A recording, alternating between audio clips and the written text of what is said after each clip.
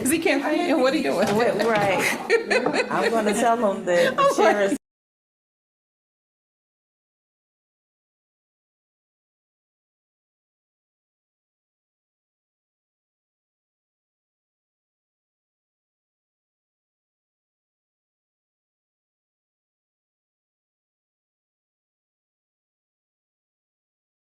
Thank you for making the time to be here. I know 4:30, the middle of a summer, beautiful day isn't easy, so I appreciate you all for showing up. I believe we have a quorum. We're good on that? Okay. Well, first agenda item is the fiscal year 2027 Audit Committee goals. Keep in mind, today is kind of a brainstorm session. We're not going to lock anything in, and our timeline in actually finalizing the goals is at the October 14th meeting. So we have a little bit of time to kind of talk through some things. Let me kind of ground us back to what our goals for 2026 were. We had a risk assessment budget impact goal, which was analyzing how budget reductions have affected operations, financial accuracy, and compliance. We had a measuring value goal, which was our statement of value built around integrity, accountability, and transparency, plus our internal audit KPI and ROIs. And then lastly, we had financial guidance, which kind of talked through levies and long-term financial planning. What I want to do is kind of open it up with some discussion or conversation. I know a lot of you had some individual conversations with Lauren about goal setting or just general observations, and want to know what feedback do you have on these goals and objectives. And as you think about that, I'll ask you to keep a few things in mind. Again, our care for the district, how we leverage the professional skills each of you bring to the table, mastering the relationship between internal audit and this committee, and then our values, governance, and structure. So even thinking back to some of the things in your I have something that I will talk about, but I want to get your opinions or input on some things as it relates to possible goals, or even thinking about the things that we had as goals last year or for this year. And I'll talk at once. It's okay. I don't know that this rises to the level of a goal, but I'll put it forward for food for thought. I do think that we could challenge ourselves to think about how we construct these meetings and the agenda. I feel like we often are challenged from a timing perspective, and I want to make sure that we allow for the appropriate level of discussion and rigor for some topics. And certainly there are times that we get to a point where it's kind of hurry up, finish so that we can move on to the next topic. So I think maybe just challenging what we are trying to accomplish in these meetings, what makes it onto the agenda, and the timing allotment to each of those items, so that we really allow ourselves to have kind of fully digestible conversations. Okay. Thank you. Anyone else?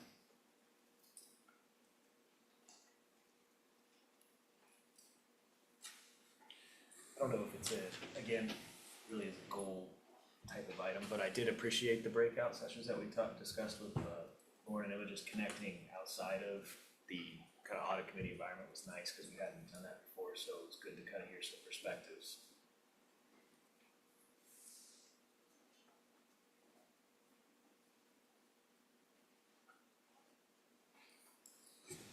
I think we've talked about this with board members, but I think it's important to continue to remember that we're a volunteer committee and we're here to help. And so I think getting perspective from the board on where we can provide value. I think Clarice mentioned, our professional experiences are all very different. We have different disciplines. Many many flavored through audit, but, where does the board see us fitting into that, and getting some perspective on how we can add value there, I think would be also very helpful in flavoring what we look at for goals.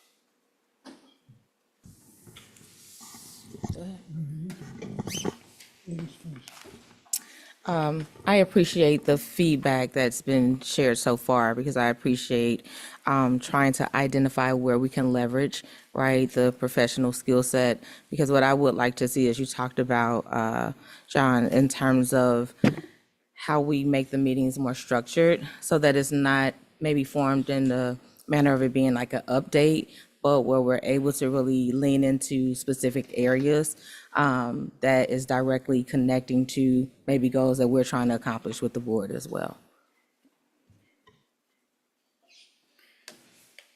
Yes, thank you.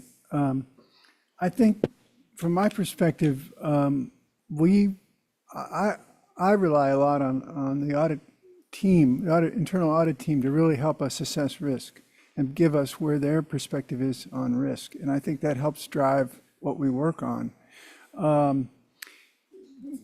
So I also think that in the past, when I was served on audit committee, the committee sometimes was used as a executive session topic to talk about topics, to use your brain power, various brain powers on other subjects. And I hope we can continue to do that as needed, if you guys will be open to that. Yeah, thank you. We're very grateful you're here as volunteers, and it's really important. We have the most robust audit committee in the state of Ohio, maybe in the Midwest. It's a real asset to our district. So thank you.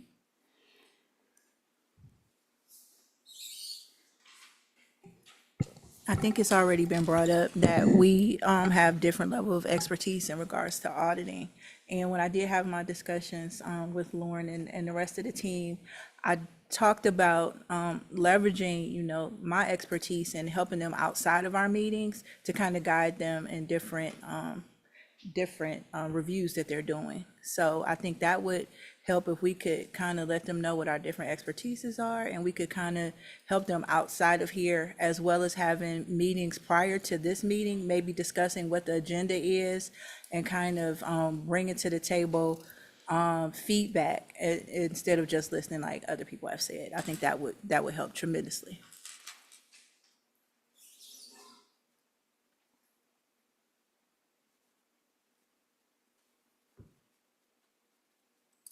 Anybody else? Okay. Well, thank you all. Sorry, I have Oh, I'm one sorry. more Go thought. ahead. Go ahead. And maybe, Clarice, you can share this too, but I am curious, just because we did have a number of those individual sessions, if there are any common themes or like wisdom of the crowd that came out, or if we all really had scattershot approach, different ideas. Well, one of the things were the breakout sessions and the additional meetings where we can actually do some of the work that you're talking about, identify what are our individual skills that we bring to the table, assist with any additional commentary on the information that we receive from Lauren and her team, pre-plan and strategize for these goals. Things that happen at the board where we don't, because they bring to us a very high level accounting of what has happened at the board meetings, finance meetings, those type of things. But having maybe an opportunity to kind of make sure we all understand and on the same page. I know in years past, we've had kind of educational sessions where people would come in and tell us or go a little deeper into what they do, how this impacts the district as a whole, and if there had been any type of internal audit reviews or things of that nature, how all of that came together. But you're right, it does sometimes feel like, we have a clock and we need to hit and move on. So having the opportunity to kind of have a a working session, and not necessarily, I think in our, because we do actually have a planning meeting for the audit committee meetings. It was discussed maybe having like a breakout session where you have one group do this and one group do that.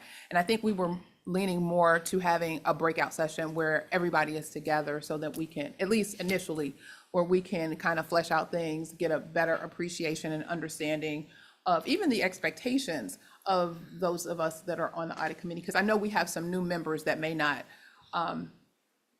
really know that, you know, one of the expectations is to make sure that you listen to, attend and or listen to, you know, some of the finance meetings, the board meetings, those type of things. So if there's information there, then they're not kind of regurgitating things that happen. We already come with some knowledge and can kind of join in on the conversation.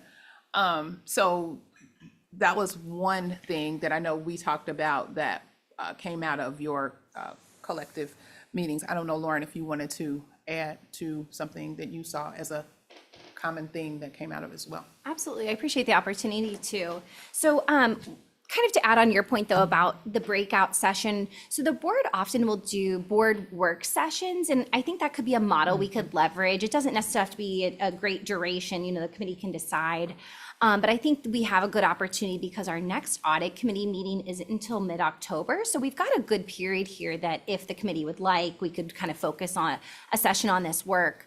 But I think the one thing that we shared just from an internal audit perspective, over the years, I think we have spent a tremendous amount of time and focus on internal audit, which I personally and I think our team very much appreciates. I think we have a wonderful governance structure. I think the audit committee understands internal audit. I think we have really mastered that aspect.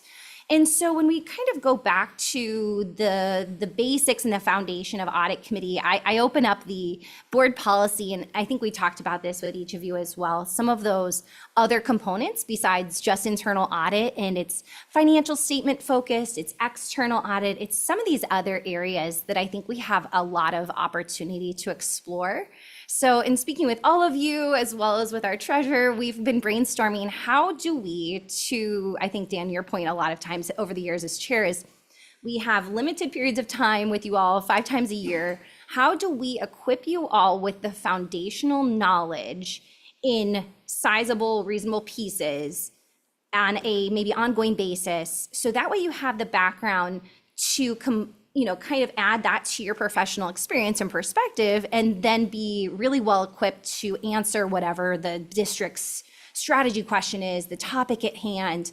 Our treasurer says, hey, we have X, situation we're trying to problem solve through. You really have both sides. You already come well equipped with all of your perspectives, but we've given you all enough foundational background to really be feeling more confident in those types of conversations. So I might lean to Mike just a hair, if you don't mind, Mike, if there's anything I missed from our conversations as well. No, I think that was a good summary, and we looked at both things. As I know, sometimes, with the work of the internal audit, there's a level of background knowledge, that we tend to sometimes catch up with during the audit, doing the report out. So maybe we can do some of that. The big thing is, I think, that came up overarching from Lauren and I. We talked about how much we value the fact that you're volunteering your time to be here, and this group is different than other groups, especially citizen groups, and that we have a deep range of financial professionals here. And so part of what Lauren talked about is taking kind of a deeper dive into the financial reports, looking at the charter, and there is a part of the charter that talks about the district's financial reports, and obviously we do a lot of that through finance committee, as finance committee members will say, we go over that in depth. But even looking at different ways that we can take some of that knowledge and either give you the background, because I think one of the things we talked about was I'm sure people who know you're on the audit committee, you're going to get questions about CPS, because people know you're affiliated, and so making sure you have kind of a depth of knowledge to be able to confidently answer those questions back, especially on the finance risk side of things. And then I think as we get into my presentation, there are some very specific opportunities for some spots where we could use some expertise to help. And so getting some, getting potentially some members of this group to help district staff sit down and kind of work through problem solving would be an optional thing, but might give folks, if they want to do more, an opportunity to do more. Yeah, thanks, Mike. And I think, John, to answer your question very directly, I think Mike was covering a lot of this, but the themes that we heard, and Emma, you can add on to this because we had the opportunity to speak with each of you. And I think there is two, really key prevailing themes through our conversation is that one, you are all choosing to volunteer and be a part of this committee because you care so deeply about the district. And so I think that came through so evidently in all of our conversations. And then the next question and the theme I think I saw was, with my background, expertise, skill set, as I sit here, what can I do? And I think that kind of has flipped the way we've been thinking, and as we approach this year, into being a little bit less task focused. We are going to do an audit plan. I'm just using this in my world. I'm going to do an audit plan versus the audit plan will produce risk-based analysis. It will produce these outcomes. And so I think it just flips our thinking a little into just completing the work. Because I think we've gotten really good at that, all of us, but to the why and what are we really trying to accomplish. So I've been very energized through all the conversations that we had with the audit committee members and board members and among our management and internal audit teams. I think we have some really good ideas for this coming year. If I could just add to what Treasurer Guston as well as Lauren spoke about, I really appreciate that because from the lens of being on the board and being on the Budget and Finance Committee, we recognize that we're presented with significant financial challenges and concerns. And so I know that the administration has had to be very creative, right, in helping us navigate the budget conversation and process, as well as our assistant treasurer is working through a new system with transportation. So there's some significant challenges that we're presented with, and being able to lean into that with those creative solutions, right? And recognizing the goals that we're trying to accomplish and helping us rebuild some systems, I think would be really helpful. And then also, I know that we talked about leaning more into the KPIs, right? Is there an actual return on investment with our vendors? And so I do think that you all have a depth of knowledge that is different, I'll say, from my own. And so I would really be interested in seeing how we could have additional internal controls in place and systems in place to support that work and making sure that we are in a good place financially and overall just within our overall district. Okay, well, thank you, everybody. So thinking about that, do you think these working sessions are a good idea, or would you be willing to have at least one, or do you think more than one is necessary? And then maybe, I know we just kind of, and I took a lot of notes, talked about some different topics.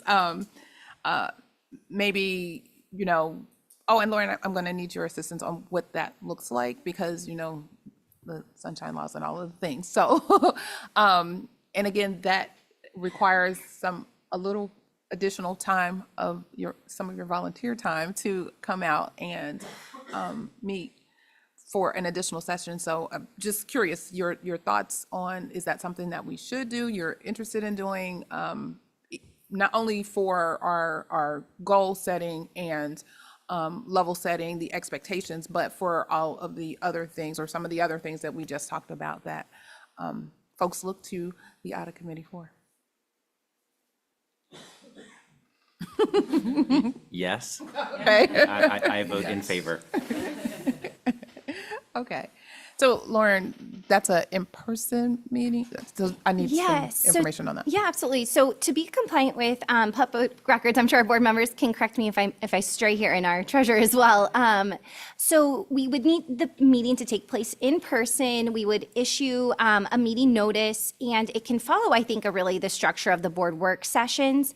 I don't believe the all of the board work sessions are necessarily broadcast, so I think that's something we could determine if it's necessary. They are, okay, so they would still be broadcast.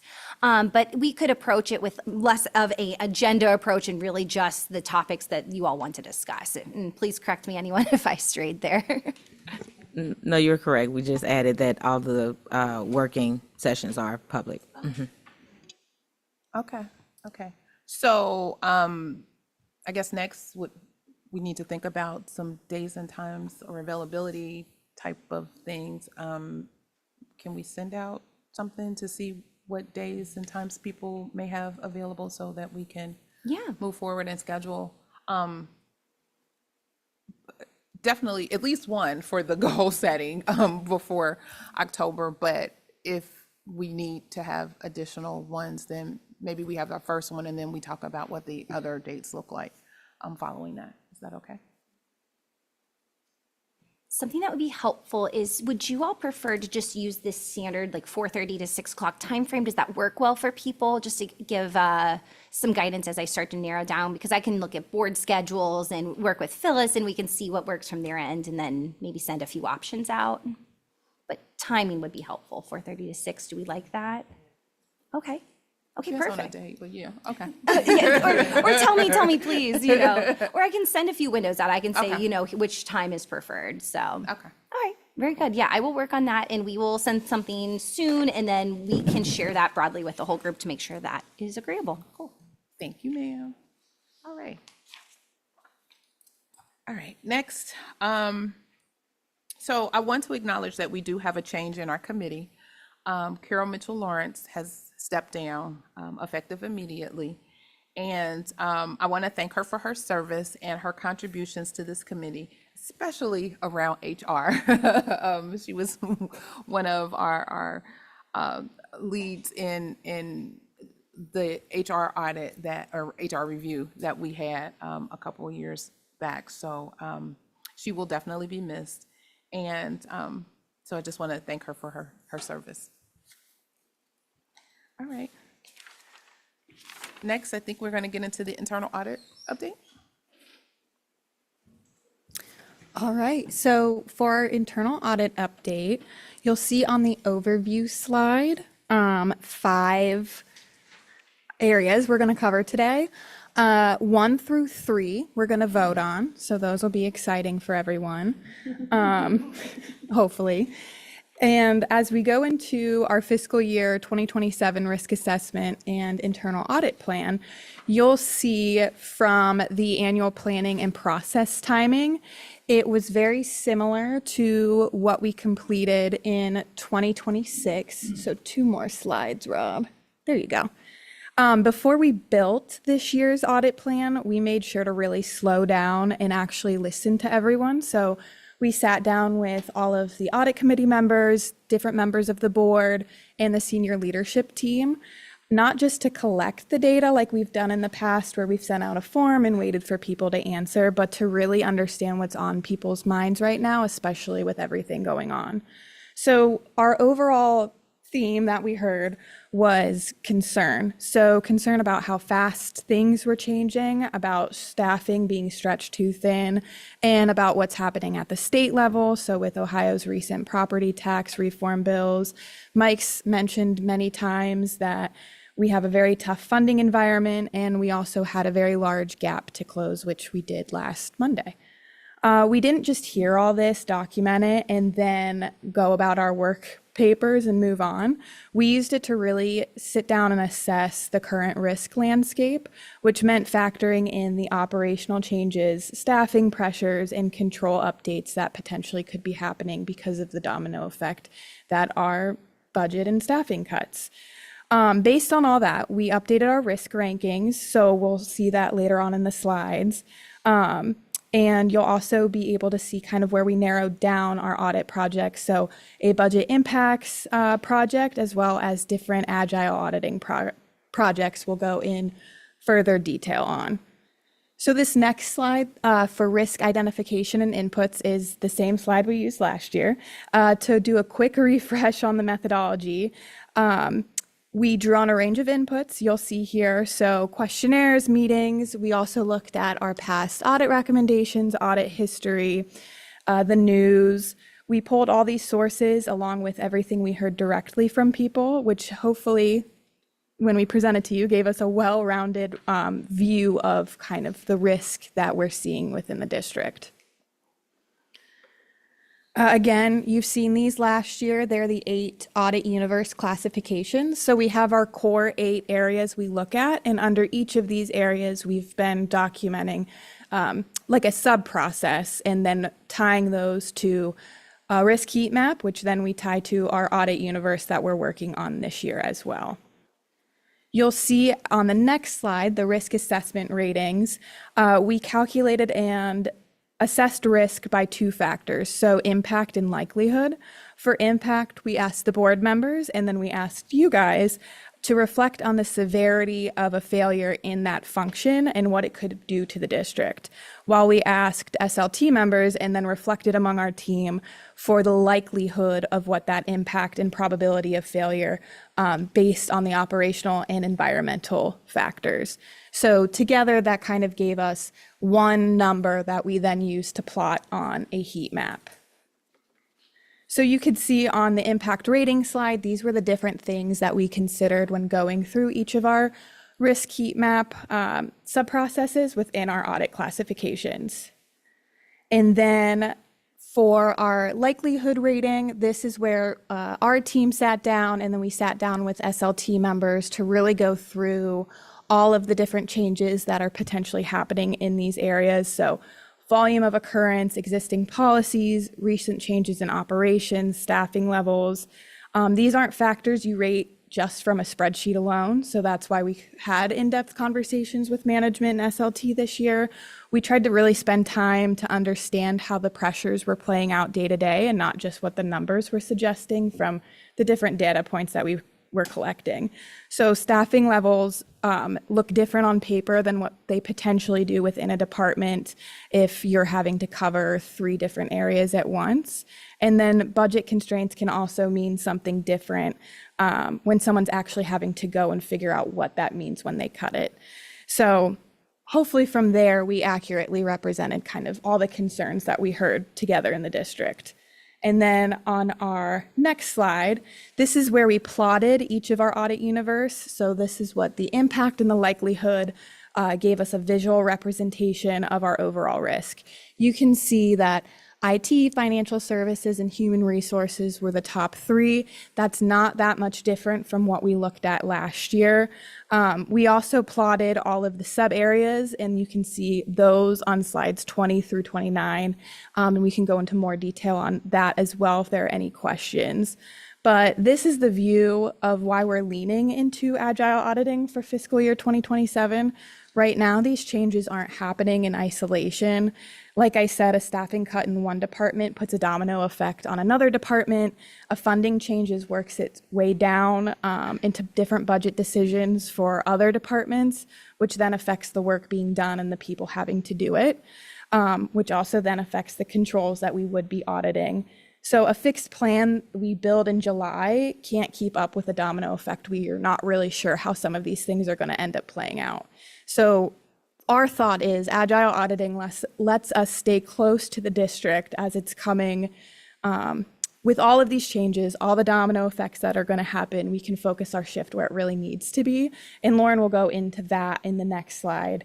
Happy to answer any questions over this area, though. I know it's a lot. I do have one question on your legends or further back, the data slides, specifically slide 23, if we could look at it, where you go into financial services and everything is in a neat map. Yes. Upper right quadrant. So I don't know if it's going to be on the screen, but I'll describe. Basically, all of the items are in the top right quadrant. That's exactly the one.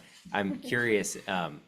So I understand the representation here, but do they all genuinely have essentially the same risk rating? Or if you guys identify this area for audit work as part of your agile auditing, how do you how do you break that down and know where to target? Because I don't think it's effective to say we're just going to hit all of these equally.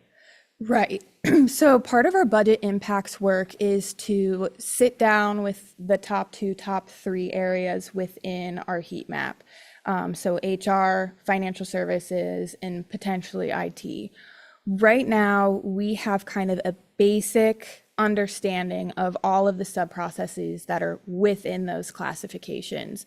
I think we've done a good job trying to get as much as we can with what we know, but we really need to deep dive into those areas and see, one, are we missing anything? One, does anything need to be expanded on or taken away?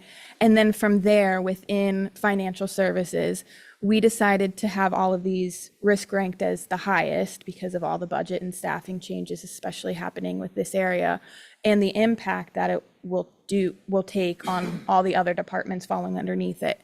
But from there, hopefully with Mike and his team, we figure out exactly where the highest impact will be. That's not to say we're gonna audit each and every single one from 300 to 355, but which one of those from our budget impacts work that we'll do from tomorrow until October and narrow it down that way. So that sounds reasonable to me. I'm hearing that there's going to be a qualitative assessment with management to identify, okay, we know this is a heavy risk area. And so then we're going to kind of use our own judgment on top of that to determine kind of the best usage of our time. Yeah, and Lauren will go more into it in her slide, but we'll think of the budget impacts work as more advisory. So talking and figuring out exactly where to narrow in on, and then our agile auditing is almost the domino effect to that work. So what will we actually be auditing from those conversations? That's my buzzword today.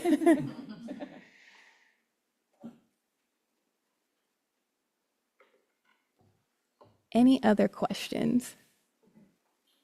I was just curious on the one item, teaching, learning, and extracurricular. Not a particularly high risk compared to some other things. I'm curious, if you segregated out the senior leadership team and their view of that, would it be different? Just because, you know, Kendra and I, one of our jobs is to hold the superintendent accountable. And one of the biggest things we do on that is the student outcomes.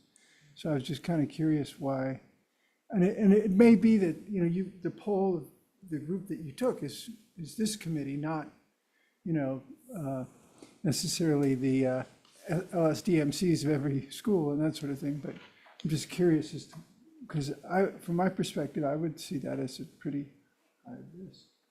But Rob, would you mind hopping to slide 25? Thank you. is that fair to say, Kendra? I can start. Yeah.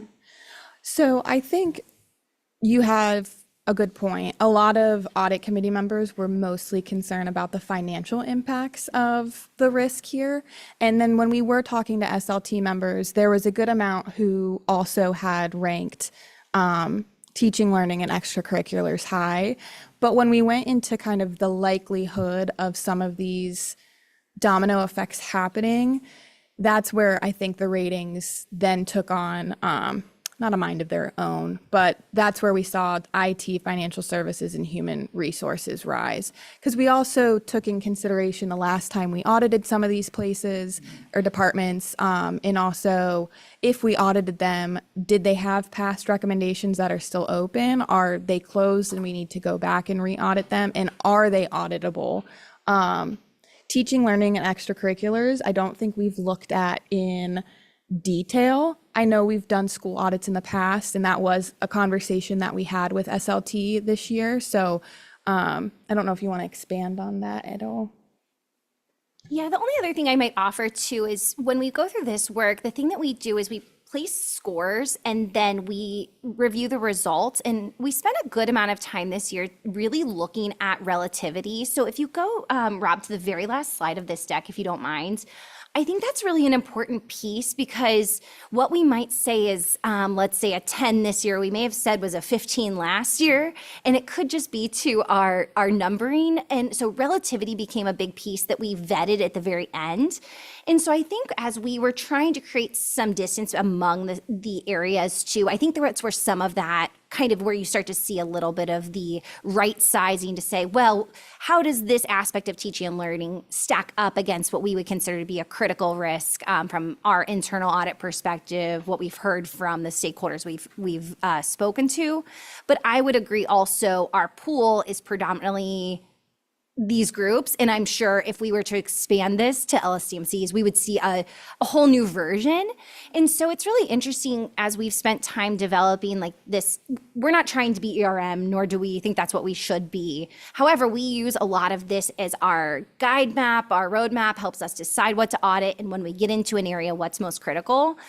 But the output of this work is only as, I hate to use the word good. It's only as representative as the group that you use. So I think that's a really good point and probably a caveat to this as well.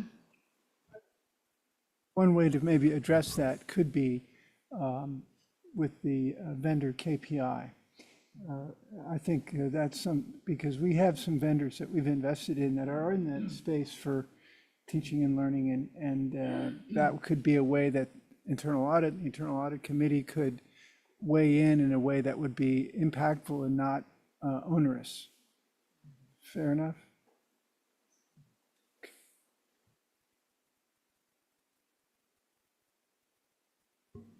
Any other questions or concerns? All right, I will pass it on to Lauren to go more in detail over our audit plan. Great. So if we could hop to slide 11, please. So really great conversation. I won't reiterate too much of what's been said, but I will remind the group that when we last met in April, we talked a bit about where should we head for fiscal 27, especially as things were and even still are adapting. So we have two aspects that are still unfolding to some degree, as Emma explained. The fiscal 27 budget was just approved on July 13th. But of course, the impacts, the way that rolls out, all of those pieces are still yet to be determined. And then further, we have a strategic plan that is currently underway and should be coming out in the next actually week or two. So I think that will help us refine what is most important to this organization. And so through saying all of that, we really have two key portions of our audit plan this year. The first one, as we've talked a bit about, is the strategic plan and budget impacts advisory work. So what that means, as Emma started to explain as well, is it'll be multi-layered, with one purpose of this work being further enhancing our audit universe, our risk assessment, and identifying key controls, as well as how those are adapting with all of these changes. The piece that kind of fits really nicely hand in hand there is then, as we work with the different departments, providing advisory support. So maybe that's where this ends. You know, is it in need of an audit? Perhaps not, but maybe we provide guidance to them. We help not design the process, but provide them independent feedback around how they can combat some of these challenges. And perhaps that's where it ends. Or alternatively, we identify areas that we could come in and do an agile audit, which, as a reminder, is really a quick, very focused on the key, most important areas, and provides that assessment more in a more compact version than a full assurance project would. So that's the one side of it. Our goal is to do that work really focused from now until October. There may be some pieces that continue through to December, but by being really focused on that through October, we hope to bring to you all at that meeting a more refined risk assessment, share with you what we're seeing, and why we're selecting certain projects perhaps for agile auditing.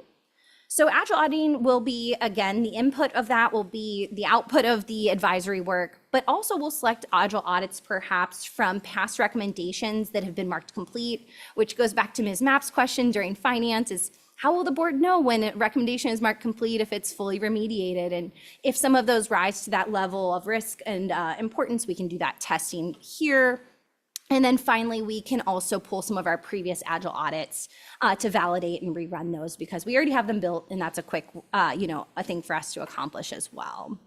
So our goal for the agile audits is that we would produce a sub-report in December and then a year-end report with the projects we complete essentially from January to April by the April audit committee meeting.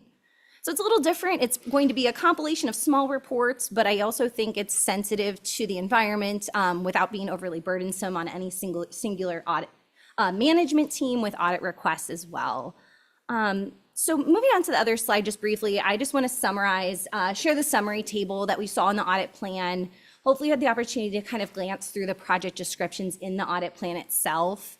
But this does include all of our budgeted hours, so you can kind of more so see proportionally where we plan to spend our time.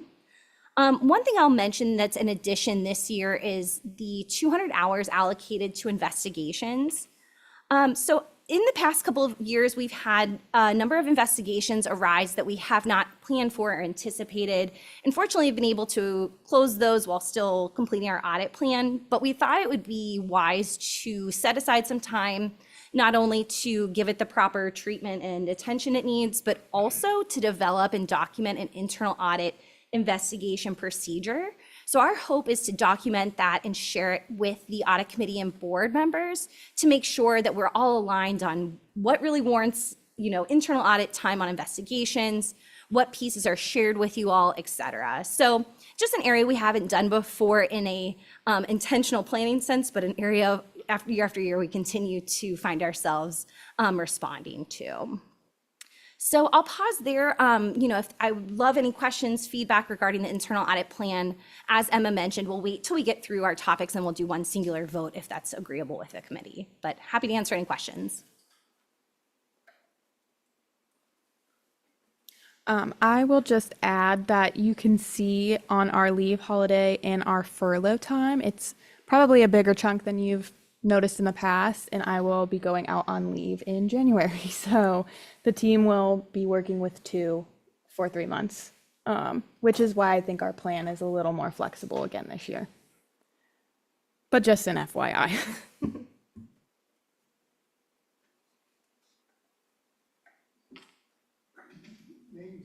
Some of the audit committee members might have more insight into this than I would. Do you think the percentage of time dedicated to actually doing audit work versus administrative work or planning is in sync with normal standards or expectations or something? I'm just curious to see if. I have a similar thought, and I think the number that jumps out to me is I agree with the focuses here, but then 500 hours for audit committee requests in prep for this meeting. And I think it kind of goes along the same lines of if we were willing to take maybe a less robust agenda or PowerPoint deck, does that give more time back to, doing, I think, the real function of internal audit? And I'm definitely supportive of fewer slides if that means that more work can go back to kind of what you do with your day jobs. But I think similar point. Yeah, that's a great question. So I just jumped back and into the slides from our April meeting because we did just a reflection, and I can send it to Rob, or if you all have it handy. It was slide 37 of our last update, and essentially what we did is we broke down last year. We really get these numbers from prior year. Prior year informs roughly what we tend to spend time on. So last year we spent about 71% of our time on internal audit plan, and then about 12% on audit committee preparation, and then kind of the remaining was, to your point, the administrative tasks. I think I agree with everything, but one additional caveat I'll add, a lot of the audit function is grouped in what we would almost call these other non-projects. And so I would still call them audit services, but they aren't like an audit report or a topic focus.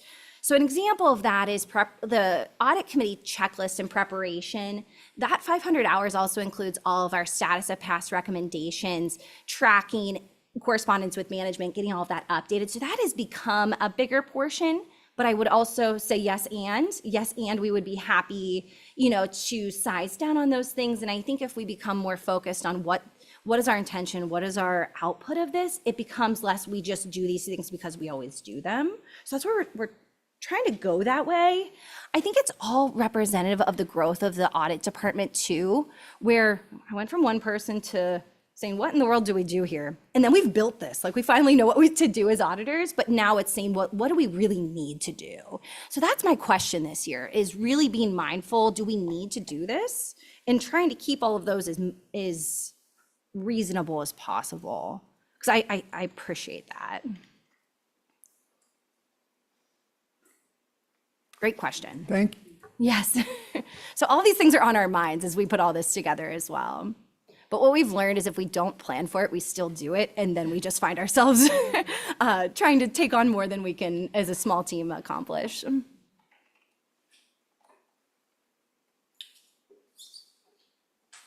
I guess as I went through this, prior to the meeting, I actually had time to review it a little bit.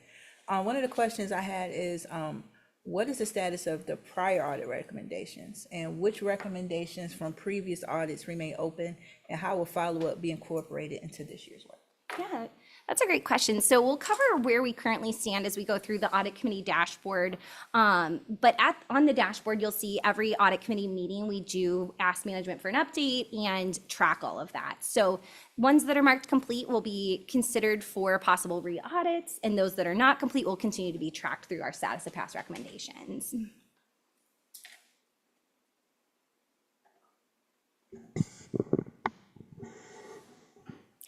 I guess to that point, I'm thinking about kind of the accountability piece, and this is not so much for the internal auditors, right? But for our end. So if there's been a recommendation that's been provided, administration says that they've gone through the feedback and recommendations that you shared and closed out. Again, I'm trying to process how do we ensure like the accountability of those recommendations being, actually delivered upon so that we can see the outcomes. And I know that you talked about going back into doing possibly a re-audit, but who prompts that? Is it the administration that prompts that? Is it the board that prompts that? I'm looking for direction in terms of how to navigate that space. Yeah, and I would say in an ideal world with endless audit resources, we would go in and we would retest as soon as someone says it's complete. But of course, no one in this world is living that reality right now. And so that's the question of what do we do that's almost as good as? And so we do it in two ways, I think. So the one way that we try to just provide like a general reasonableness check is through the management updates. We say when you mark it this complete, please provide evidence of. So if we said document a process, we would expect that you've uploaded that process. We may open it, we may just quickly glance through. Did we, go through an audit for test of design? Definitely not. But we also ask management on the front end as we complete each audit, what does success look like to you? So that way, hopefully we have the expectation, we have the deliverable, we have the original root cause and recommendation. We can at least glance to say, this is generally what we were looking for. But then the next level, I think realistically, is the accountability side is through the regular updates via the audit committee meetings. I know Mike and his team spend tremendous amount of time, as does those that report to the superintendent, providing those detailed updates to us and to the committees. And then ultimately to the point of when do we audit? Hopefully, if it rises to the level of our risk assessment that would say it's a priority, it's auditable, it's ready, it's something that the administration, the board, the audit committee, or internal audit deem a good area to focus on, then we would say with the limited audit resources we have, we will in fact re-audit. Okay. So we try to hit it from every angle with the amount of resources available. Okay.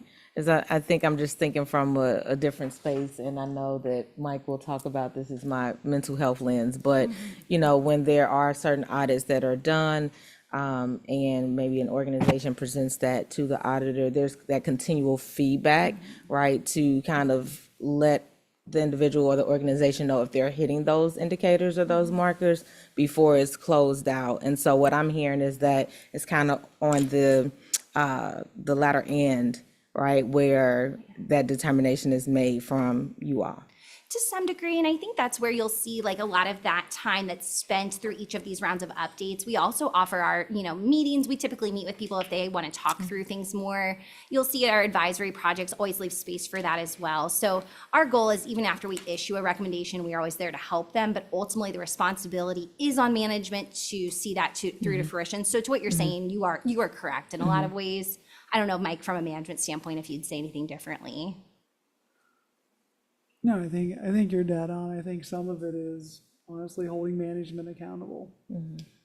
Yeah, I think the audit team does a good job of, putting the recommendations out there, we can talk through them, and we've certainly had conversations. What does this mean? What do you think? But at the end of the day, the administration is responsible for making these things work. It's on us to set up systems and other things to make sure that we don't get back in the same spot. And I know that's hard. And we have a high amount of turnover, and a lot of key positions over time. If you just look at, a 5-year period, we've changed out a lot of key personnel. And so, all the work we're doing around, standard operating procedures, setting up reporting, all those sort of things becomes more and more important as we go. Yeah, absolutely. Thank you.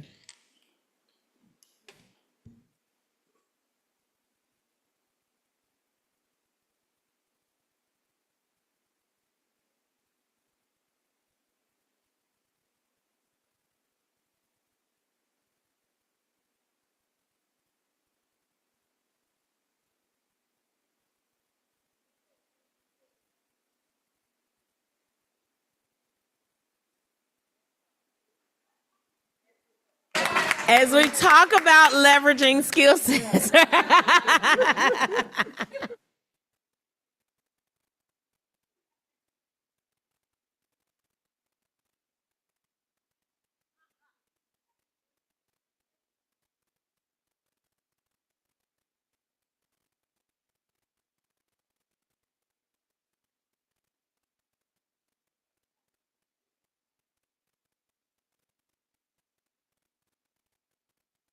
Yeah, it sounds like we're okay to move on from the audit plan. We'll keep you updated. I think the idea is we are going to assess risk and we're going to hit where we think is the highest.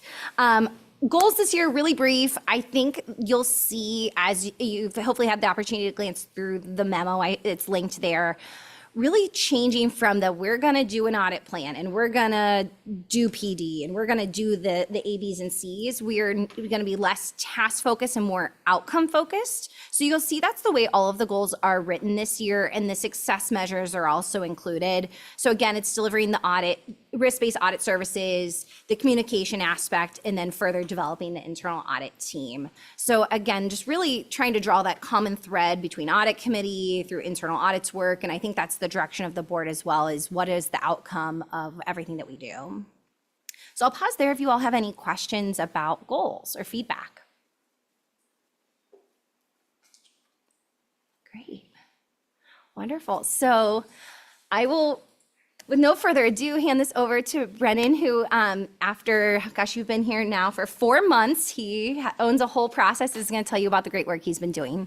Yeah, Emma was pretty quick to hand this one off to me. So my responsibility throughout planning has been focused on the past recommendations. So I'm now the point person and the contact for management for all past recommendations in the process. So I'm in charge of monitoring the bi-monthly updates, helping management fill out the status tracker, and then collecting feedback on how we can better improve the process. As Emma mentioned earlier, we met with all SLT members and collected information and feedback regarding a lot of topics, but also past recommendations. This allowed us to reflect on any process changes that were needed to be made during planning. That being said, we have 2 new areas that we'd like to share with you for your review, feedback, and hopefully approval. Oh, you can go. Yeah, that's good. Sorry. Yep. The first is the implementation date change. So this process will only occur during the annual audit planning period, which is May through July. For open recommendations that are past due or have an implementation date that is no longer feasible, management has the opportunity to request an implementation date change. This allows the due date to be refreshed and track against a more appropriate date. In order to do this, a reasonableness review is completed. Essentially, what date is being requested? Why is the implementation date change being requested? Once we determine it to be reasonable, both low and medium risk recommendations will be granted the new date. But for high risk recommendations, management will be asked to attend the audit committee, to answer questions, and justify the date that is being requested. Audit committee will then vote to either approve or deny the new implementation date. With either result, management will still be responsible for filling out the bi-monthly status tracker. A good use case for this would be benefits. Benefits has had a lot of turnover. HR has a fairly new HR director. I think she started a week before me. And a new benefits manager is starting in August. Additionally, all their recommendations are high risk, meaning audit committee would need to approve the new date. I'll pause there before I move on, if there's any questions. All right. The second is the risk acceptance of a recommendation. Now, this process can occur during audit planning, so May or July, or right after an audit. If there is a recommendation that management is willing to accept a risk for 1 year, management can request the risk acceptance form from internal audit, and we will then schedule a meeting with management to walk through the risk acceptance form. The form consists of 5 sections: a qualification section, a management decision section, required signatures, audit committee oversight, and then a monitoring log. The qualification section goes through management's rationale for acceptance, potential compliance concerns, and ethical considerations for the recommendation. If the risk qualifies, management can decide to sign off on the risk acceptance. This will then trigger an escalation to the superintendent and the treasurer, allowing them to either approve or deny its risk acceptance. Similarly to the implementation date change, if the recommendation is medium risk or low risk, it'll be provided to audit committee as informational. However, if it is high risk, the same process as the implementation date change will occur. Management should show up to the audit committee meeting, provide their rationale and justification, and audit committee will then vote to either approve or deny the risk acceptance. If it is approved, it'll be reevaluated in 1 year. We don't want to do, we talked about temporary or permanent. We decided that let's just do 1 year for now and see how it goes. Management will not be responsible for filling out the update for that 1 year, and then we will reevaluate in 1 year at that time. Good reasons for this might be a lack of resources to address the recommendation or potential budgetary restrictions that make the implementation not feasible for the upcoming year.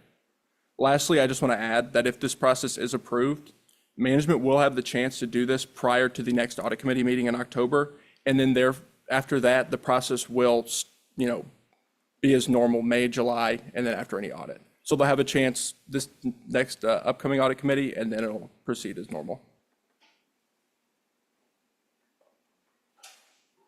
I have a couple thoughts, clarifications. So one, huge credit. I think this is something that we've been asking for and looking for a solution on for quite a while. We have tons of past recommendations and trying to see a path forward to solutioning, right? And I think we've talked in this committee at length that sometimes we might just need to accept the risk, right? And so that's how I'm interpreting your right-hand column of management saying, we don't necessarily have a solution, but we're comfortable with this for XYZ reasons. I think the escalation levels that you've described sound reasonable to me. I guess I am curious, do you have a cheat sheet? And we don't need to see anything, but like if you were to look in a crystal ball with what you're proposing here, do we think that suddenly dozens of past dues disappear because they follow this process? Or is this really future looking for maybe deficiencies, findings that are not known yet? Yeah, so I think given the form, the rationale really has to be strong, and we're not willing to just, accept every risk, right? Because really every piece of this, we're all kind of putting our name on. And so we all kind of want to be comfortable as it escalates to accept this risk. So I don't think it's just gonna be like, all right, let's just accept the risk again this year. It's not gonna be like that. And I will add, if it's a high risk, they have to have a compensating controller process in place. So we're not just accepting a high risk area being delayed or not there. There has to be something else kind of mitigating that overall issue, which I think helps then make sure that there's not a lot of high risk controls getting approved and sent through.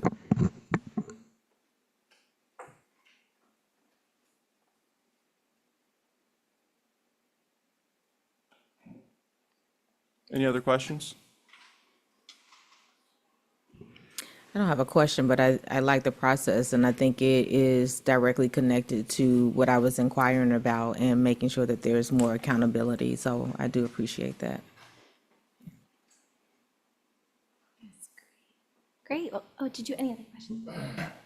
Real quick, are these, I'm looking at the internal audit past recommendations, smart sheet status tracking. I think for the longest time, either I'm losing my mind, are these forms new? Or we've been using these in particular on page 3 and page 4?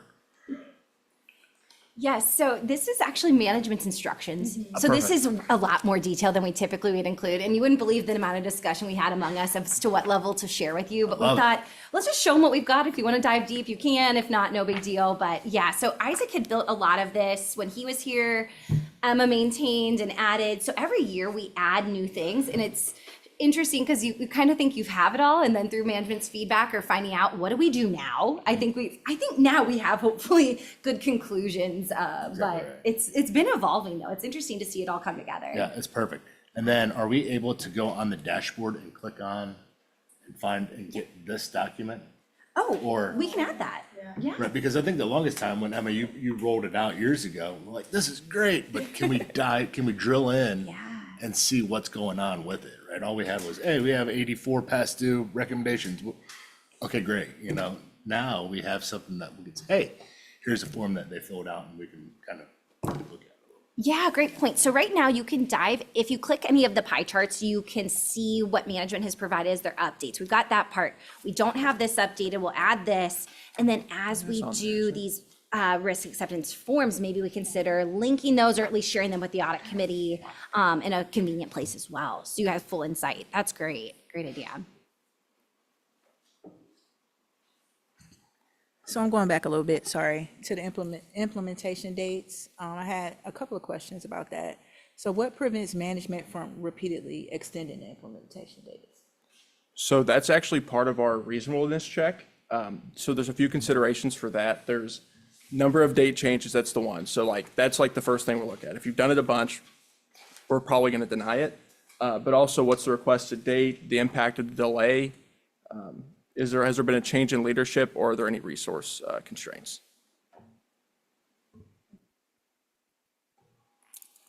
For the risk acceptance, what safeguards prevent risk acceptance from becoming an alternative to remediation? Can you repeat the question, please? What safeguards prevent risk acceptance from becoming an alternative to remediation? I think all the escalation that there is, right? Management's putting their name to this. Lauren is signing off saying that the risk can be accepted. Then it's going to the superintendent and treasurer Gustin. And then ultimately, if it's high risk, it's going to you all. I also think to add there, one of the things we're working on this year is building out our audit universe. So it kind of gives us a better visual of all of the processes or controls within a certain area. So if it's one control that for some reason management isn't able to close, we can see within that process the other controls around it that compensate for that and mitigate the risk. I think we feel a lot more comfortable having that documented and being able to know that there are other processes, controls within that audit universe classification to say, we're not that concerned. It should be closed, we should be making progress on it, but overall it's a low risk or potentially a medium risk, but there's other things mitigating that area. I think if it becomes a high risk, that means there's most likely no compensating control there. Things are falling through the cracks. Maybe it's, for example, benefits has a lot of them. We wouldn't accept at this time, we wouldn't just accept any of those to be, an accepted risk that's not getting closed. That is something that we would assess, I think, between our team and kind of nail in the coffin beforehand. Okay, thank you. I don't see mention of the board, notification to the board of any of these. I just think back to things that we've done as a committee, as non-elected officials, as volunteers. We make recommendations to the board, and then the the board either then has a vote and ratifies whatever our recommendation is. Should there be some level of board escalation that's incorporated into this, that if the audit committee does vote to approve an acceptance of a risk, does it then need to be notified to the board above and beyond just the members that are here in our group? Yeah, that's a great question. I would welcome the board's feedback. One thing I think is good that you already just alluded to is that we do have our finance board members represented here. So my take from a practical standpoint is that we could represent this in the minutes, and hopefully the board members could say, wow, this is one of those I think the whole board's going to want to be aware of. So I think we could do it from a informal standpoint.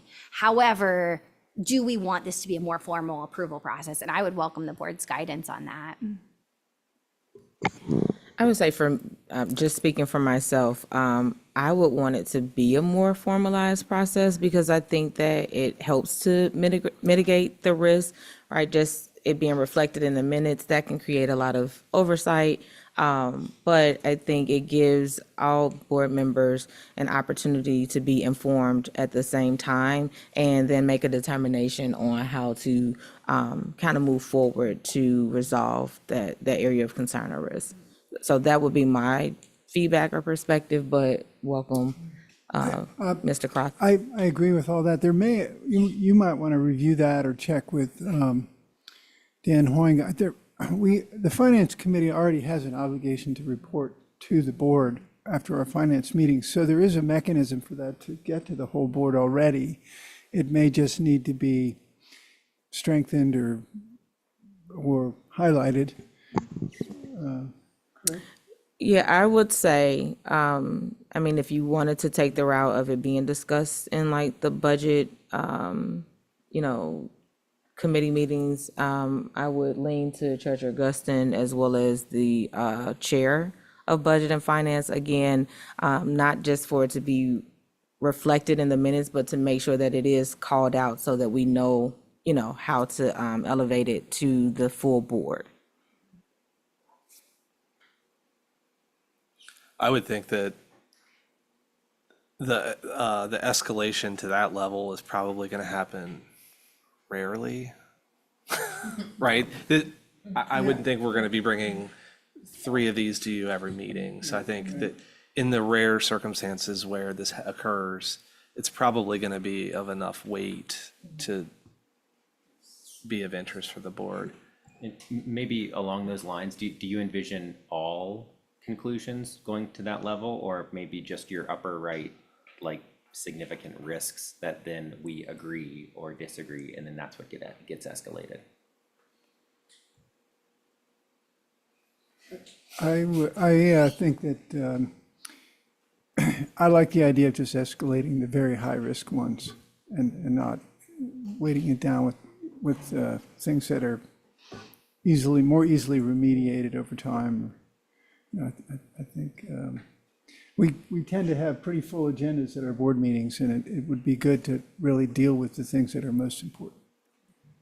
Yeah, so with the current outline, it's only the high risk areas coming to audit committee. So that would be a natural funnel for approval. But of course, audit committee hears about, for informational purposes, the low and medium, and perhaps that's sufficiently represented elsewhere for the board. So I appreciate that. If I may, Kendra really likes to get home early from the meeting to her family. You're speaking for me.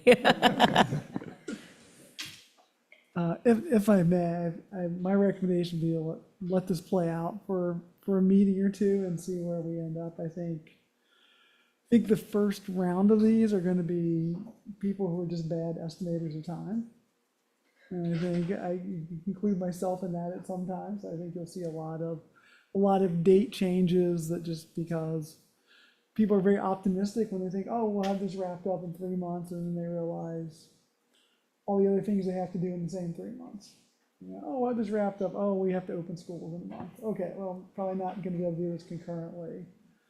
And I don't think there'll be that many acceptance of risk that come through, honestly.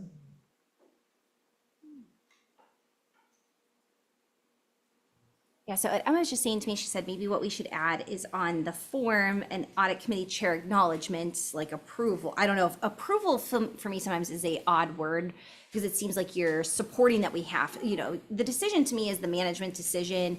And the way that my signature reads on here is the CAE acknowledges that this is the choice kind of thing. So we can add that potentially as a validation piece. And to Mike's point, I really do think for the risk acceptance form, there will be very, very few of these, hopefully. But yeah, I do appreciate the idea of maybe we could start this in October, see what you all think of it, and then if we feel like we need to formalize a process to the board, maybe we could play it out, see what works, see what doesn't, and then document what we end up landing on. I have one other question.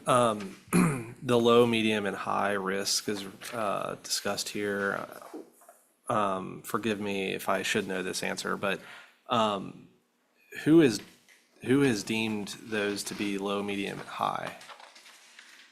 Great question. So if you go back to like the very beginning when I started in 2016, I really wasn't using terminology like that. And only more recently have we been more intentional in low, medium, high risk commentary in our audit report. So what's happened is when the audit committee has given us feedback over the past few years about, well, there's 4 things outstanding. How do I know what I should really be worried about? What's high, medium, and low here? We've worked with management and asked them to provide, and we've reviewed and validated what they would say the risk rating is and what we would say the risk rating is. So all of those have been documented in the status of past recommendations trackers. But where we are now is all future audits will have that in the report and it will be pulled from there and we will use that as a much stronger classification moving forward. So this grandfathering process is a little funny, but I think we will use those terms because we know we need to rely on them.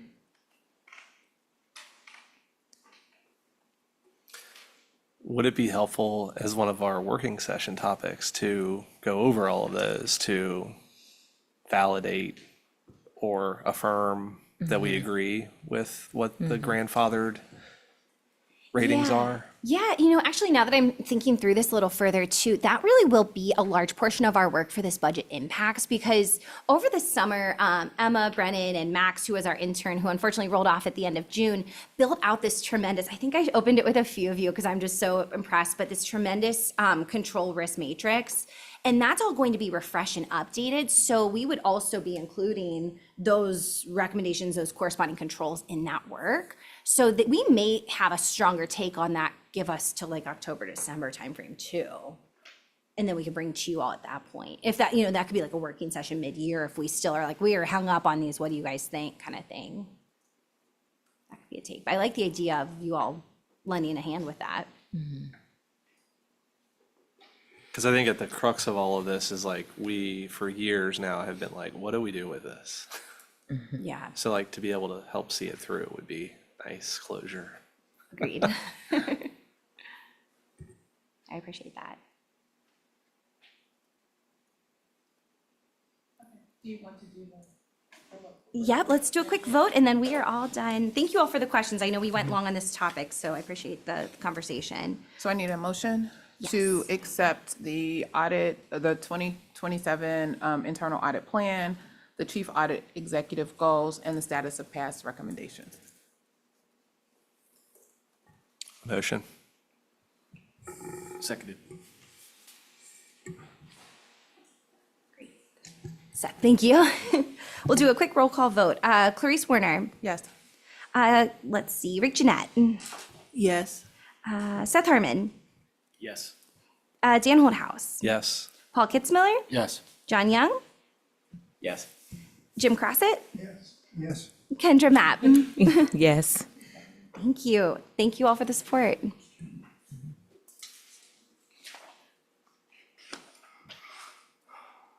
All right. So in the interest of time, I'm not going to spend a lot of time. We did link the audit committee dashboard. It has been updated with the new plan. You'll see the status of external audits at the top. Just one really quick item to note is at the very bottom of the audit committee dashboard, the half semicircle pie charts historically have shown every recommendation that's been issued for those projects. changed things a little this year. They are only representing the recommendations that were marked as not complete as of April 2026.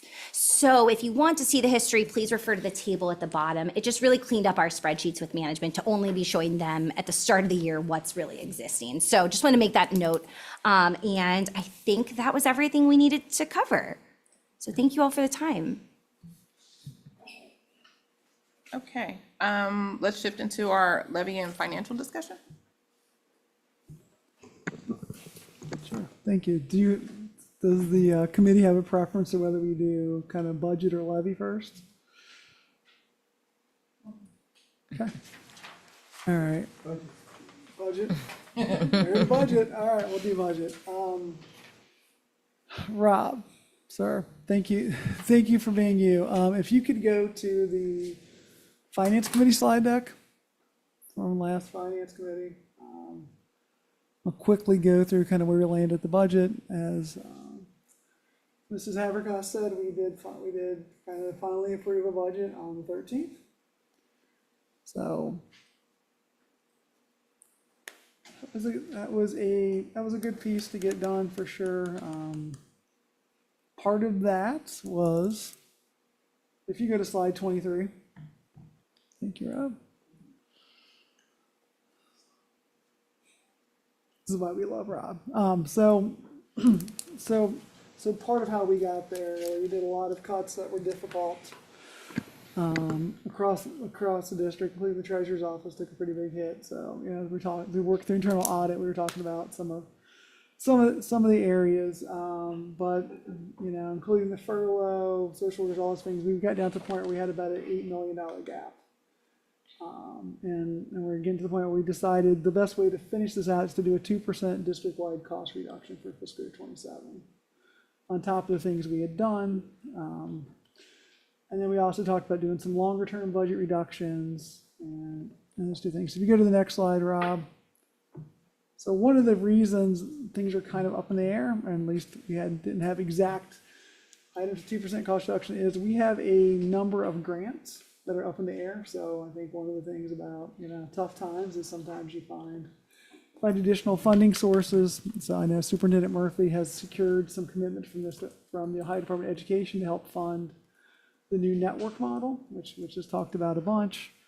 We also have a grant in progress for positive school culture to help with social workers. It's through the Ohio Department of Health, so that's out there. And then kind of an unexpected boost, we got some additional money in our Expanding Opportunities for Each Child grant, which is a grant that comes to the Ohio Department of Education.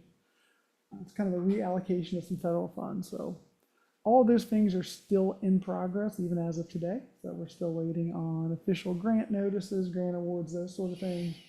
You know, but that's about, you know, that's a $4.5 million right there.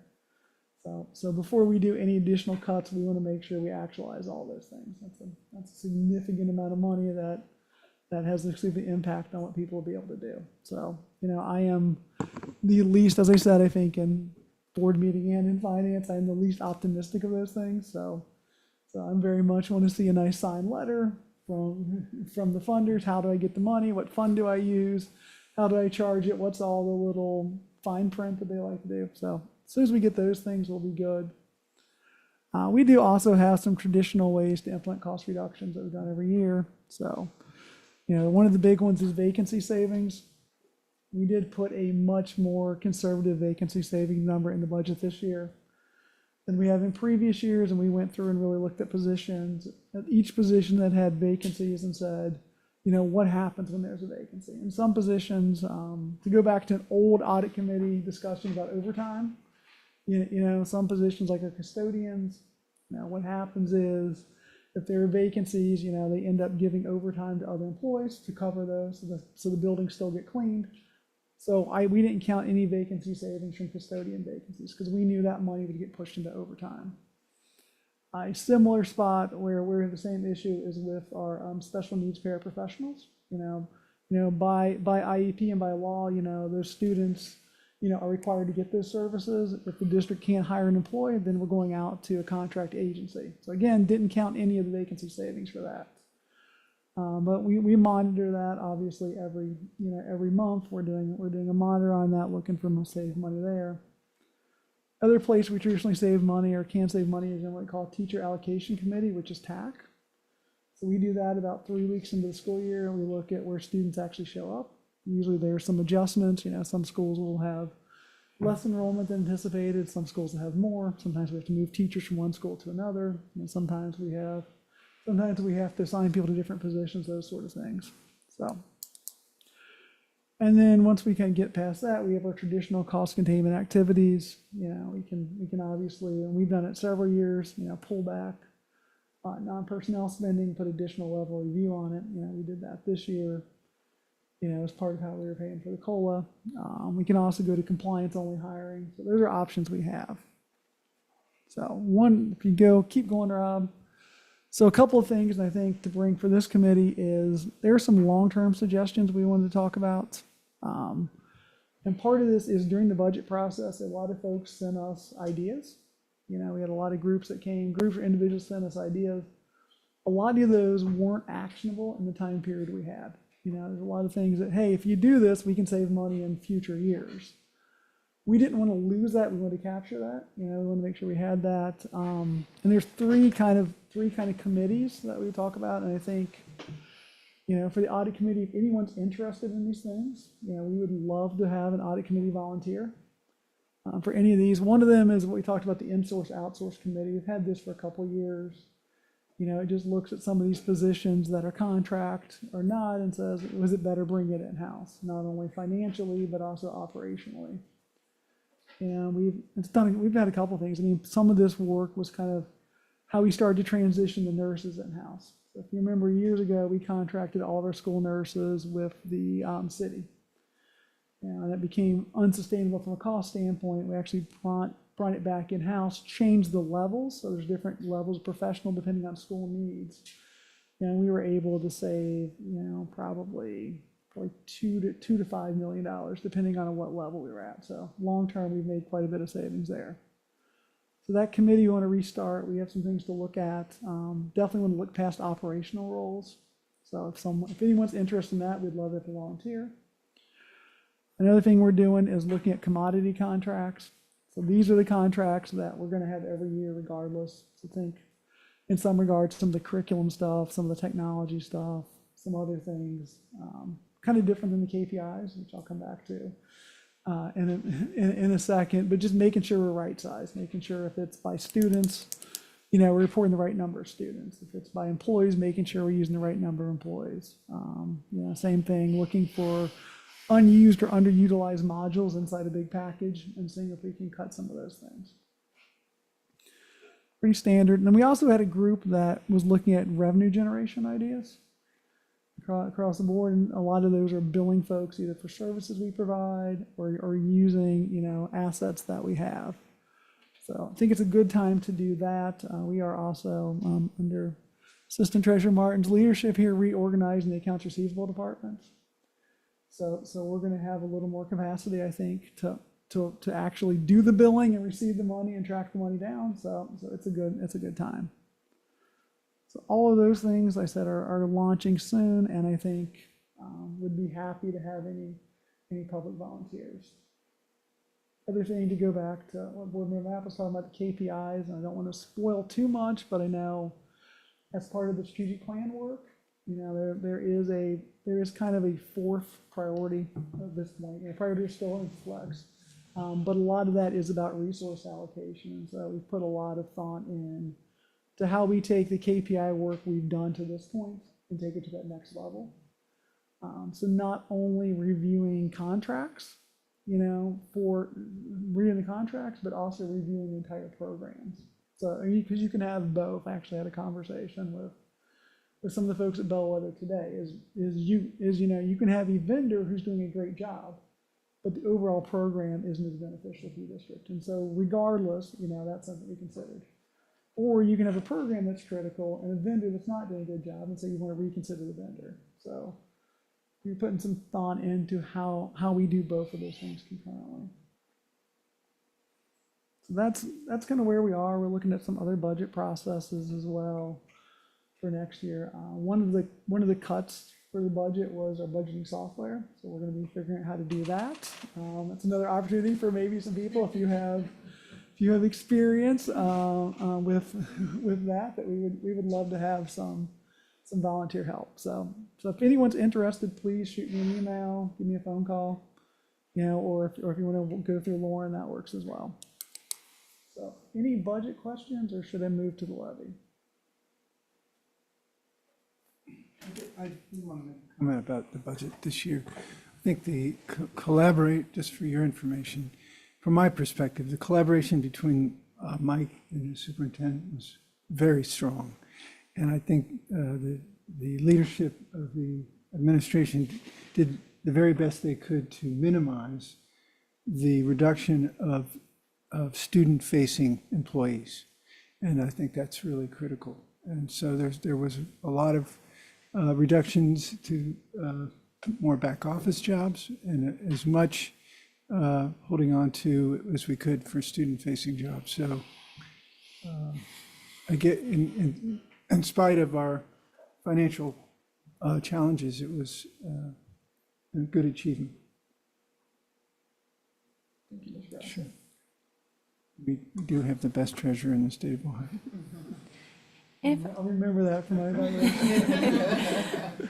If I could add to, a lot of these topics are things we could bring to the work session that we'll have at the audit committee to further discuss, expand upon if you have questions, and maybe come up with some action steps from that as well, if that works, Treasurer Guston. Yeah, I have a couple other ideas of topics that I think are, I would say they're kind of inside baseball for CPS, but as Lauren and I were brainstorming, there are things that I think would really help this committee.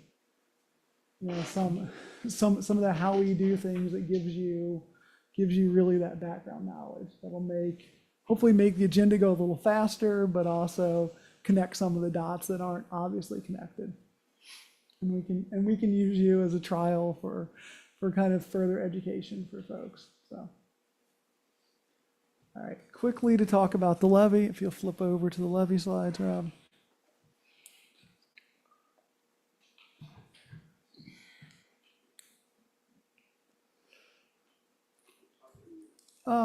Four, please. Thank you. So for those of you who don't know, there's a board meeting on Monday at 5 p.m. Hopefully we'll have a robust levy discussion and a vote. So where we kind of landed things is, Finance Committee had been talking about levy options for quite some time. And Finance Committee made a recommendation that the board discussed on the 22nd. There were some other recommendations on the floor. What came out of that were three options, and we sent these off to be certified. So anything that, we have to, at this point, the board has to pick one of the three that have been certified. But three options you can see there. Two of them are your traditional property tax levies. One's for 7 mills, one's for 8 mills. The other one is a school district earned income tax, which would end up being 0.75%. So if you keep going, Rob, so obviously the 7 mil income tax was the smallest one that the board kind of moved forward for resolution of necessity. It would generate about $66 million a year for the district annually over 5 years. You can see there for a $100,000 house, the annual amount's about $245 additional. It would be a flat amount of revenue per year just because it's a new levy, not to bore you guys with property tax law, but House Bill 920 would continually reduce the millage as property values went up, so we would get that same amount. The only bump you see at any time is for new construction. So you get a tiny bump, but basically this levy is going to be a flat, $66 million over the course of 5 years, so about $331.6 million. Next slide, Rob. The 8 mil levy obviously generates about $9.5 million more per year. That's 1 mil in our overall property values. So about $75.8 million a year.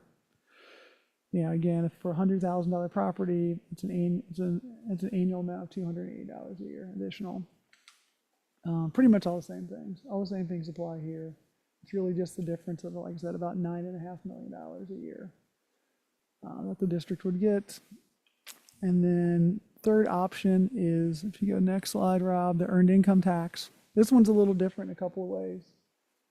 So the earned income tax is, first of all, school district income taxes are unlike municipal income taxes in that they apply to the people who live in the school district. So like a city income tax applies first where you work, second where you live, right? So if you work in the city of Cincinnati, you're paying the city of Cincinnati at 1.85%. If you live in another city, you can also pay them. You know, some cities have reciprocity. School district income tax is flipped. It's based on where you live, not where you work. So if you live in the city of Cincinnati, you're going to pay that tax. The earned part of the income tax is how it's calculated. So it's calculated basically on wages. So folks who are getting Social Security, other retirement, those sort of things, you know, are not paying this. The other difference kind of between property and income tax is, you know, property taxes are across all the properties in the district. So whether it's, you know, residential or commercial or agricultural, which there are very few agricultural properties in our district, maybe zero, honestly. But both types of property owners are paying. The school district income tax, it is just individuals.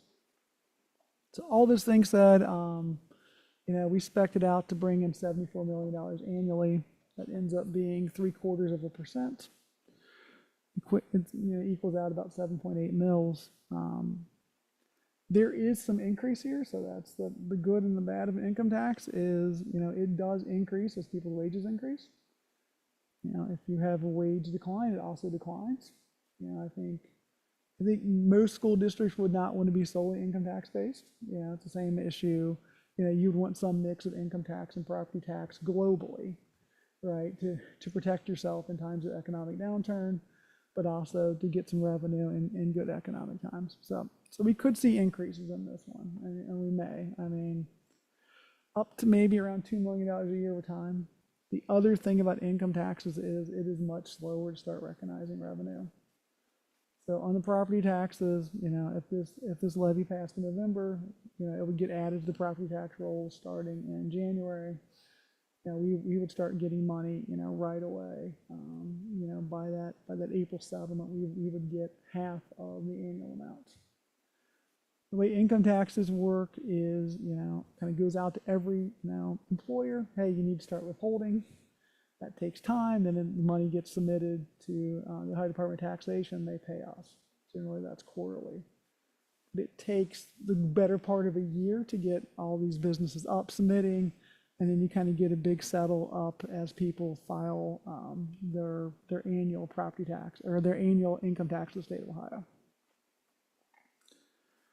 So sorry, I know that was a lot for sure. So the only other thing I want to share, I mean, we can talk about the next slide. You know, we've talked about kind of the reasons.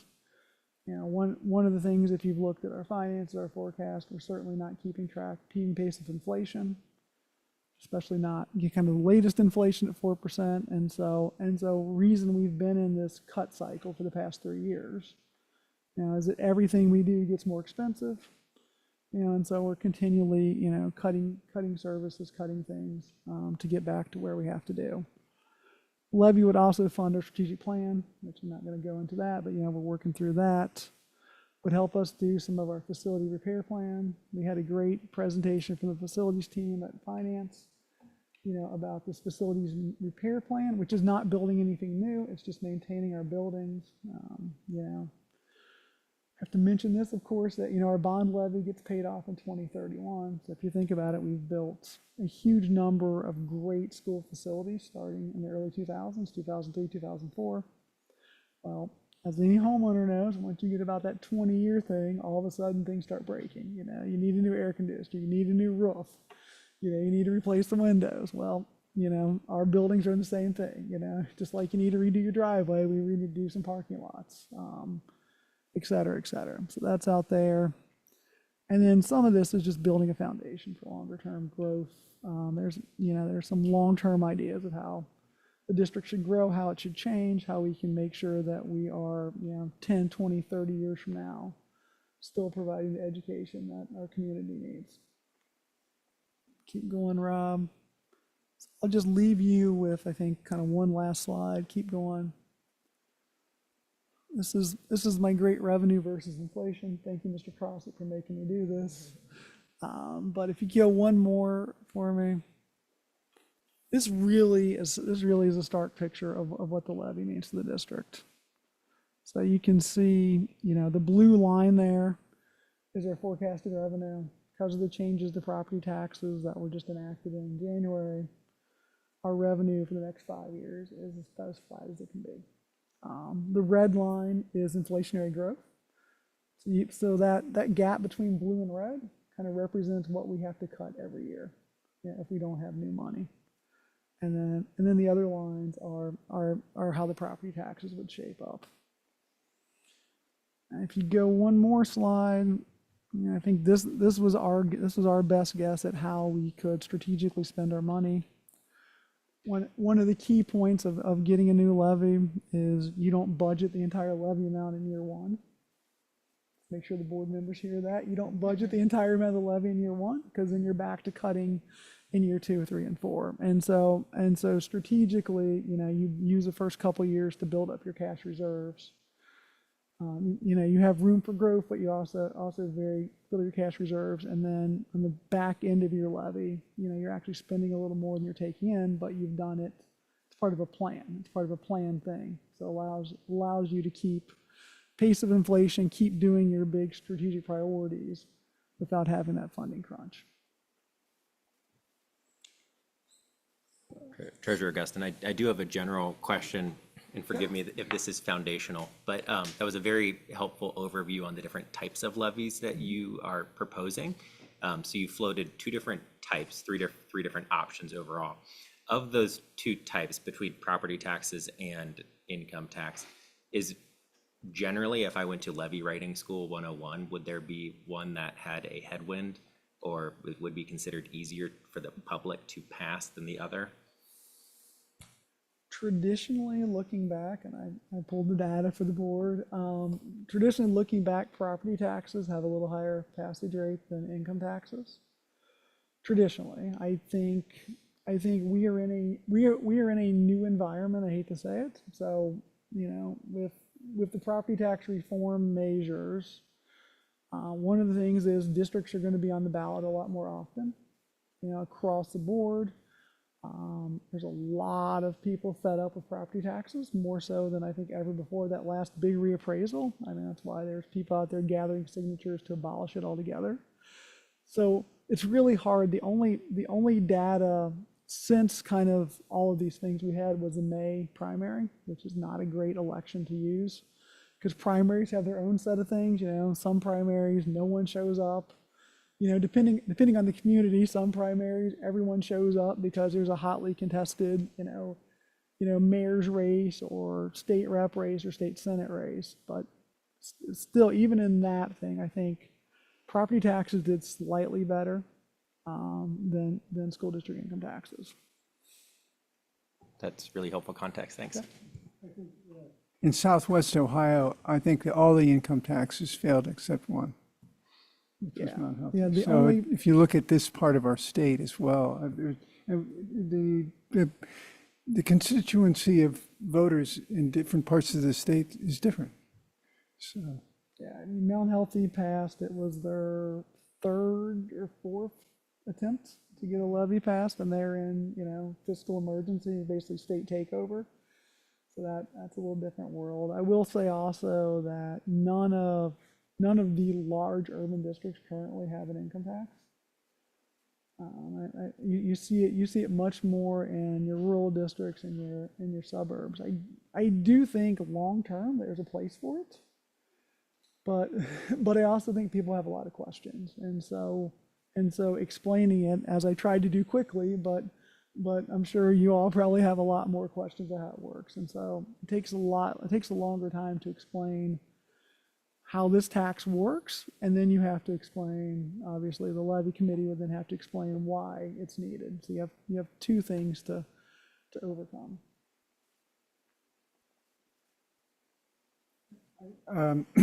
I think there's a couple of points that are important. Is that the financial revenue that we have is flat is a result of changes in Columbus. It's not, they've changed the rules on us.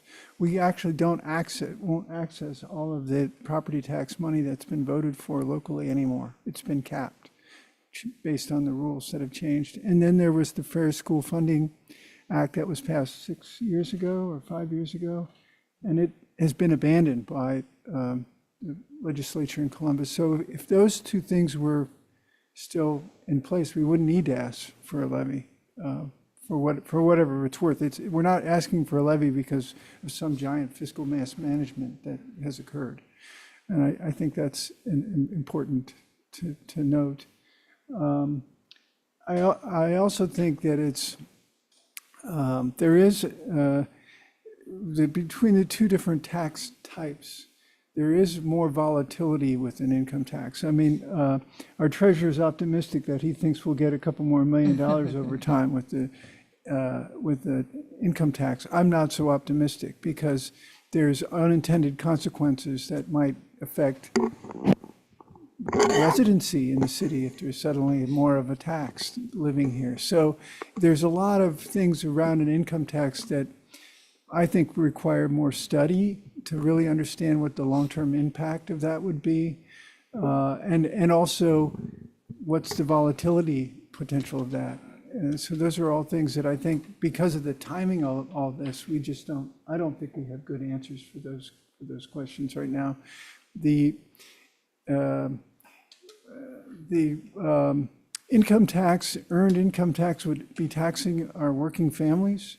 It would exclude retirees who are, we might have a lot of folks in the city, I don't know the data, that have fixed income that are complaining that they can't afford their homes anymore because real estate taxes are so high. But it is a tax that is the least equitable. In other words, the burden is not spread as wide as it could be with an earned income tax, for whatever that's worth. Just another perspective on that. So, but I would thought you said the earned income tax is the least equitable? yes, because there's a population of people who wouldn't pay the tax.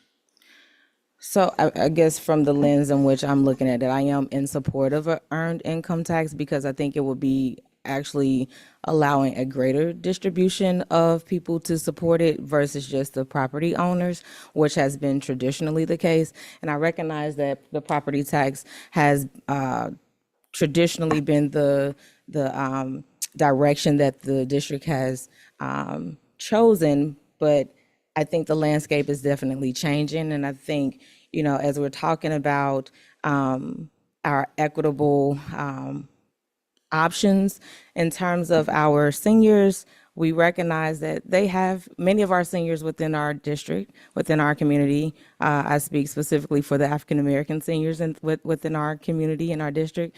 I think they have contributed, right? So I think it allows us to have an opportunity for it to be renters as well as property owners, which would again kind of create that distribution in terms of a wider net. And then I'm also concerned, and I've shared in several meetings, I'm really concerned about what this will look like in terms of the impact for our students, specifically around enrollment. We know that when if many of our seniors are being taxed out of their homes, that is going to create a lot of vacancies, and that can also create a lot of displacement with our Black and brown students. So I'm looking more towards the earned income tax because, again, we're seeing a significant decline with our enrollment, and I wanted to make sure that it is a collective effort to supporting the district versus just a said few. Yeah, I think this is where a lack of data is problematic because the majority of our district, we're almost 60% renters, and they are paying property tax through rent. And so my guess is if property taxes, I can't imagine somebody's going to have less rent because we're not going to charge more property tax. And those are working families that are going to pay more income tax. And that may have an unintended consequence on residents, whether you're going to be a resident in the city, and that has an effect on enrollment. So I just don't think we have enough data to know the different consequences that are out there for whatever it's worth. So. And I will say, just in having conversation with other board members in different districts, other board members have discussed leaning more towards that income tax. And so with Treasurer Augustine talking about the election in the primaries, well, we recognize that that could be attributed to low turnout, right? But the time that we'll be going on the ballot will be significantly different. So it may generate a different outcome for our district as well. I think you guys have a We'll have an interesting discussion on Monday. You it guys sounds got a like. preview on Monday night. I think for sure. I mean, I think to both board members, this is a hard decision. It is certainly not one that anyone has taken lightly. It's certainly not the board, certainly not the administration. It's tough. I think there's a lot of unknowns. I think you're absolutely right that we're in a different taxing environment than we were. And I think Mr. Crossett's right. We're all wanting this one magic piece of information that will make it like, oh, if I know this one thing, it makes it all clear. And I think unfortunately this is one of those spots where, there's a lot of imperfect information that has to be considered, and the board has to do what they think's best, and that's why they are the board. That's why we're governed by a board. I will say, I think the larger theme, though, is as a board, we do recognize that we need new revenue. And as Treasurer Augustine presented, that our revenue is going to be flat over the next few years. And so I don't think that there's any disagreement about needing a levy on the ballot and needing support for that. Again, I think the larger challenge for us, as we've kind of worked through or tried to work through at our last meeting, is what type of levy, right? And making sure that we're honoring our voices so that our students in our district can get the best resources and outcomes possible. So I will highlight that. I think we all recognize the need is there. Again, just the type is what we're trying to navigate through, which it is difficult. And then the other piece of the conversation is the strategic plan will help to also drive that conversation for us on Monday also, because I know that there were board members that are also concerned about, okay, what priorities are we putting forth, right? So that when we do talk to the voters, what is going to be our why? What is going to be our push to advocate for this new revenue that's needed? Thank you for that. I was gonna ask, because I remember listening to, I think the last meeting, and the strategic plan was hotly contested, as it relates to the, levy proposal. And so I was just wondering, was that still part of the conversation that you all are having back and forth, in addition to the types of levies? So I appreciate that information. Absolutely. We're trying to put all the pieces of the puzzle together as much as we can so that there is a uniform message that we present to the public. Got a $350,000 grant from the Greater Cincinnati Foundation to help fund the strategic plan, and quite a bit of that money was backed by our bigger corporations here in town. So it's the first time in a long time the business community's had a sincere interest with putting some money towards it with our long-term plans, which is exciting. And so hopefully that will help get more buy-in from all the constituents of our community to support us in the future. I would say this, though, if if we were not in strategic planning season, say we had done a strategic plan 2 years ago and we're in the middle of, say, a 4-year plan, we would still be needing to go to the community for a levy to get new money. So having the strategic plan be somewhat contingent on whether or not we get the levy support that we need is slightly a bit of a disconnect in a way, but it is what it is based on the timing of where things are.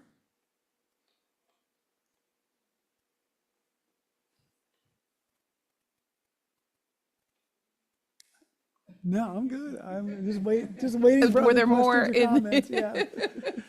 in the levy and financial discussion? I No? mean, I'm open for questions. you're Yeah, fine. You're yeah, I mean, happy to take any questions. Any other questions from any? Yes.